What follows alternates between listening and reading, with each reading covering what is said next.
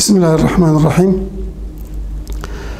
Bizim Erbil'de ve Kürdistan'da bulunmamızın sebebi buradaki siyasi partiler, sivil toplum kuruluşları, eğitim çevreleri, ulema çevresi ve halkla bir araya gelmek, kendimizi anlatmak, kendimizi tanıtmaktır.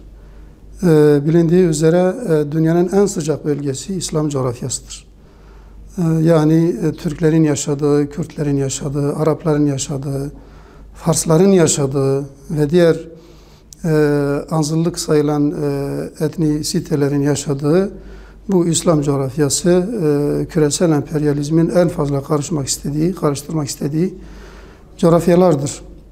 Bizim de Kürdistan ve Kürt meselesi başta olmak üzere bölgeyle ilgili, insan hakları ile ilgili, hak, hukuk ve adaletle ilgili geliştirdiğimiz sözlerimiz var, projelerimiz vardır.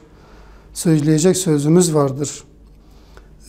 Hüdapar programı aslında hayali, ütopik düşüncelerden oluşmuş bir program değildir.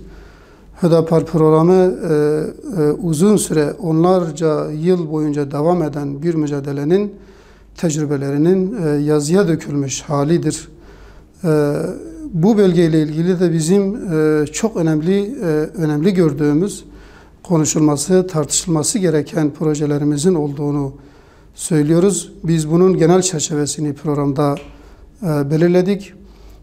Haftalık gündem değerlendirmelerimiz, farklı durumlardaki, dönemlerdeki yazılı değerlendirmelerimiz ve stratejik siyasi gelişmelerin olduğu dönemlerde takındığımız tavır ve duruşumuzla da biz bunu ortaya koyduk. Bunun pratiğini ortaya koyduk.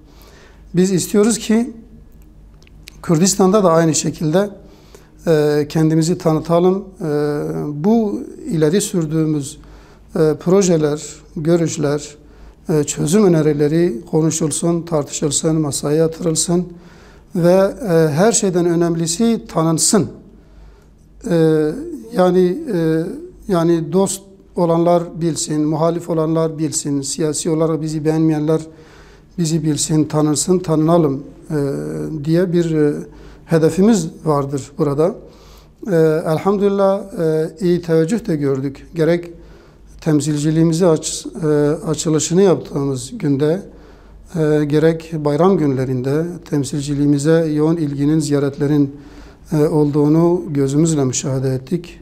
İyi bir teveccüh var. Aynı şekilde bizler de diğer siyasi partiler, yani kendini İslami olarak gören siyasi partiler, kendilerini İslami olarak görmeyen siyasi partiler, Kürdi partiler, sekülerist partiler, Türkmen partileri ve farklı sivil toplum kuruluşları, akademik çevreler, ulema çevreleri ve hatta halktan bazı kesimlerle, bazı insanlarla bizim diyalogumuz oldu. Onların da gidişi sürmektedir.